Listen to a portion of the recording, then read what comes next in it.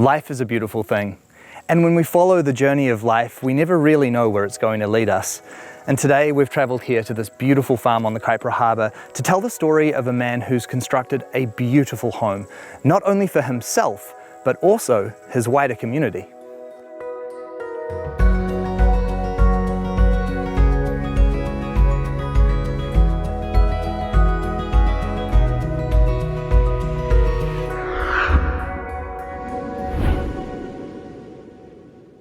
Hey Franko, it's great to see you, mate. Kia ora, Bryce. Good to have you here, man. Pleasure to be here. And this really is such a special place here, isn't it? It's pretty special, yeah. So you have created a massive alternative community here on this land. Talk to me about how all of that's happened. Yeah, so I've been running health and wellness festivals for about 6 years now, and they're just growing and growing, all alcohol-free, drug-free, waste-free, family events. And, you know, people camp and they come and learn about their own health and wellness and nature. So that's grown into everyone coming together to buy a big farm and do it on a big level like that every day. Wow, so how much land do you have here? So we've got 340 acres here. And people came together, bought into the land, and they've all moved in buses and tiny houses, or how does that all work? Yeah, so we really believe in off-grid, self-sustainable, self-responsible sort of community living off-grid. And yeah, people are getting their tiny houses and awesome house buses and stuff together and living in community, you know, working it out. So many people have obviously expressed the need for this sort of thing to happen, you know, people building tiny houses and the big question mark, where do you park them? How do you buy into land for tiny houses and that sort of thing? And you're actually doing it here on this property. How does the legality and all of that sort of side of things work? Yeah, so we have to stay inside council rules with keeping everything on wheels and to the right diameters and everything.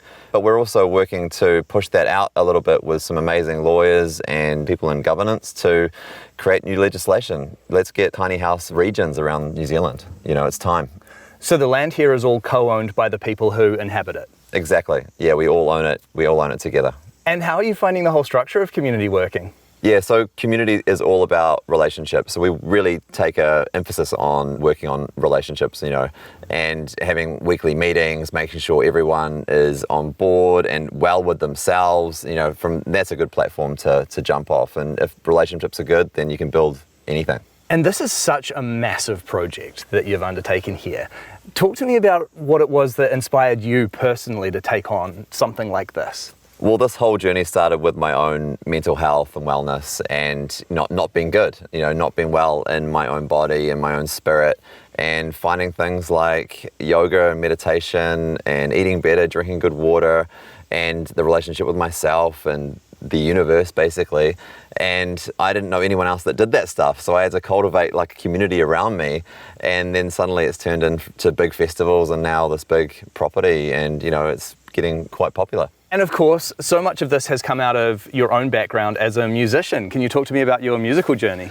Yeah, totally. So I'm a rock and roller from way back, you know, writing rock songs and being in rock and roll bands, but living that lifestyle and getting pretty messed up a lot. And then that probably helped my sort of demise of my mental health in the end, but I still love my rock and roll music. But yeah, it's led me to this path of just feeling better, looking after myself and looking after my community. I've got 2 amazing daughters that I love dearly, and yeah, relationships with everything. Life is so much better than it's ever been. That's so great.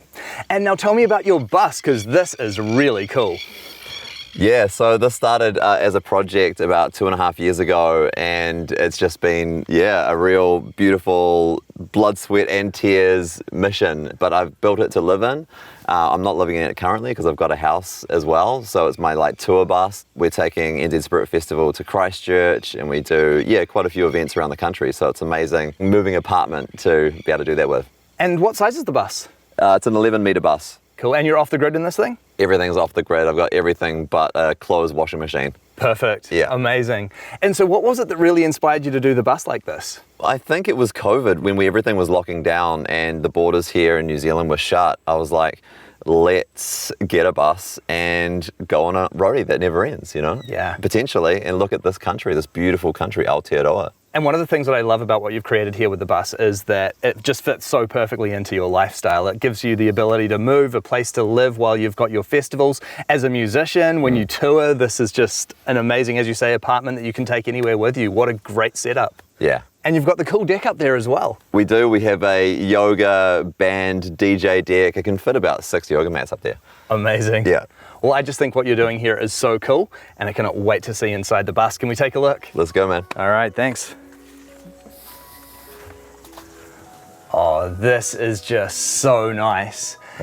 It never ceases to amaze me how you can take an old school bus and just turn it into a place that's so homey. Welcome to the Unschooled bus. Yeah. Nice. I love all the timber in here. It just does such a great job of warming up the whole space, eh? Yeah, I love it. Just, old pallet wood and some amazing macrocarpa slabs. Yeah, nice. There's plenty of headroom in here, which is great. It's decent, yeah. We're both not short people. Yeah. And to stand up in a moving home is just like, it's crucial. Yeah, so important. And such beautiful timber work in here. I love how you've kept all of the live edge timbers. I love how you've got these features of these nice branches and stuff. Talk to me about the construction of all of this. Yeah, so me and my old mate Joel did this all together, just, from scratch. We ripped all the seats out and demoed it and then planned it out and, just blood, sweat and tears, man. Just got into it. Amazing. Had you ever done a project like this before? No, never. So massive learning curve? Massive learning curve, but Joel, he's an amazing builder and artist and he just did such a phenomenal job, yeah. Yeah. And speaking of that, even what you've done up here at the front of the cab, again, it just becomes more of an extension of the home than a utilitarian driving space with the way that you've added all of the gorgeous timber and even the epoxy resins to sort of really give it a bit of creative flair. Yeah, I love it. It reminds me, even when I'm driving, that I'm in something pretty cool. Yeah, absolutely.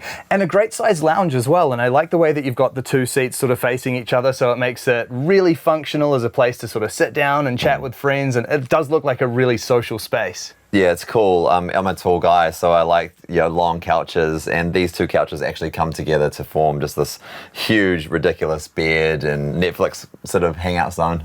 Awesome. Yeah. Amazing. Storage under here as well? Under here, there's actually a sub for the music and the heater and a little bit of storage on this side, and this side is all storage. Love the subs under there as well. You've got to prioritize the important stuff. You got to have great music. Exactly. It's a festival bus. It's a festival bus, and we have some boogies in here, that's for sure. I bet. Cool. And over here, we've got your kitchen, and again, this is just so nicely done. Such beautiful timber. Oh, thank you so much. Yeah, this macrocarpa, these slabs, and the live edge is amazing. I love it. Hard to beat, eh? And is this pallet wood and copper piping that you've used here as well for the faces? Yeah, it's pallet wood here, and this copper piping was actually the air conditioning piping that was in the original bus, and Joel snipped it up, clamped it, and made handles out of it. That's just so cool. Yeah. I think one of the things that I really appreciate about bus conversions over tiny houses sometimes is that you do have additional weight. So you can really use the thicker timbers and you don't have to be so cautious with cutting weight everywhere. And you can use these really solid, very kind of real materials, you know? Yeah, I always wonder if the bus is heavier now or it was heavier with kids and big heavy seats. I assume it would be heavier with the kids in the seats. So yeah, it's a bit lighter than it would have normally been. Yeah, I would say so. And I love the use of all of these branches through here. They look like they've got to have a story. Yeah, so these branches were from a tree that lost one of its branches, and it was the place that we started building the bus. So I thought it'd be cool to integrate this in, and once again, Joel did a great job cutting them to spec. It just brings nature a little bit more into the bus. It really does. And talk to me about the design of the kitchen. Looks super functional. Seems like you've got everything you need in here. I love space, and I don't like clutter. I don't like things that are too high and, bringing the space in and making it claustrophobic. So space and, big chopping board and, a big place to work while you're cooking and, over the side while you might be eating or on your laptop. It's really essential for me to not have anything claustrophobic, bringing in the top of the bus to make it feel small. I like real open spaces. And talking about a sense of space, you've definitely kept everything really open with all of the windows in this bus. You haven't chosen to block out any of the walls, you've just kept all the windows in. Yeah, there's pros and cons. I think it looks really great, but in winter it can get quite cold, so some heavy curtains and a heater is proving all right. Yeah. Benefit of a small space is, even if there's lots of glass, it's still pretty easy to heat. Yeah. All the necessary appliances in here as well? Yeah, so we've got a 3-burner stove, an oven, a nice, really deep kitchen sink, which I love, a proper house one, a fridge and freezer, everything you'd need, really. Yeah, definitely. And this is all running off the solar? This is all running off solar and gas, yeah. Yeah, cool. What kind of system do you have? So I've got 3 massive solar panels on the roof, and I'm not sure how big the batteries are, but I've never seen it go below half. Sweet. Yeah, so plenty. And what do we have over here? This is our bathroom vanity, yeah. Cool. Can we take a look? Yeah, let's do it. Hey, that is very cool. Super clever what you have done with the mirror and the window there. Yeah, I love this angled mirror because it makes it feel really expansive, and the mirror reflects outside, so it feels, spacious. Yeah, really nice little trick there, because it does sort of feel like you're walking into this complete windowed corner of the house where you get this really expansive view, but you're actually staring at a wall, so that's a neat trick. Yeah, exactly. And we did that because on the other side, we'll see in a second, that the kids' bunks are a little bit longer because of that angle as well, and they can get into their bunks easier. Very clever. And you've got the composting toilet here as well? Yeah, Nature's Head compost toilet. You can't go wrong. Yeah, it's so easy to use and doesn't smell, and it's just better for the environment. Yeah, they're pretty bulletproof, those toilets, eh? Yeah, nice. And nice little vanity tucked into the corner there too? Yeah, I love it. I'm not really into sort of little motorhome trinkety sort of small taps and sinks and everything. I like house sinks, Totally. And that's what we got here. Yeah, you've got to have a good sized basin, otherwise it just drives you nuts. Yeah. But no shower in here though? No shower in there, but we have a full-size shower right here. Ah, very cool. Oh, that is really nicely done. Love the Galv steel on the wall. Cool, eh? Nice touch. And a good sized shower as well. Yeah, once again, not a small guy, so having a good sized shower is really important. Yeah, got to have room to move, eh? Yeah, amazing just to have hot water on a moving bus. Like, cool. It's the luxuries in life. Yeah, very nice. And then next door we've got the girls' bunks. We do, let's go. Let's check it out. And this is just such a nice design with the dual bunks here. Your daughters must absolutely love this space. Yeah, they really do. I've got 2 daughters, 6 and 12, and they love this bus so much. It's a big playhouse. Yeah, so cool. The egg on the bed is an interesting addition though. What's going on there? There's an egg? We live on a farm, and sometimes the chickens come in and surprise us with an egg that is beautifully laid on a pillow. Nice. And then is this storage here? Yeah, this is storage for basically clothes and a couple of electronics. And then your bedroom through here? Yeah, this is the bedroom. Queen size bed, super comfortable, and the engine's actually under the bed as well. So after a long trip in winter, it's all hot and roasty in here. Nice. So engine's under the bed, but you've also got a bit of additional storage down here as well? Yeah, some really big, beautiful drawers here, again with the copper piping handles, and yeah, the engine's under there as well. It's all happening. And the pops of the burnt timber is really nice too. Yeah, I love the burnt timber and just the creative aspect that Joel put in here. Yeah, it's really cool. Yeah, just makes all the difference in the world, eh? Yeah. And again, I really like the way that you've left all of the windows here open and exposed. It just makes it feel so spacious, and especially parked up in a really beautiful spot. This just must be incredible. Yeah, it's pretty Insta-worthy when you park up somewhere beautiful. That big unhinged window is just beautiful. Yeah, I bet. And then you've got the other door here as well, which is a nice addition. Yeah, I love having this back door. I do have a dream to have some kind of deck that sort of folds out here one day. But, as I said before, like the bus is only ever 99% finished, right? Yeah, of course. Of course. DIY project is never truly complete, is it? There's always things that can be modified. No, if it is, you're not human. Exactly, exactly. Then you've got the little skylight here as well? Yeah, I love this little skylight up here. I can see the moon, the stars. Yeah, it's really nice. Nice addition. So, how long has the bus been finished now? It's been livable like this for about a year. Yeah, and it's been just amazing to be able to really utilize it and just go, oh wow, this is a real part of me. You know, every nook and cranny I've loved to bits and had full control design over, and appreciate it so much. And how much time do you spend living in your house versus how much time do you spend living in here and on the road with your festivals and everything? Yeah, so I'm in my house here on the farm about 9 months a year, and on the road 3 months in the bus. Yeah, traveling from festival to festival and event to event. Nice balance. And what do you find living in here like? Really, really easy, really straightforward. I designed it to how I would love it, and it just works. It's spacious, the water works, the electricity works. It's just all, easy.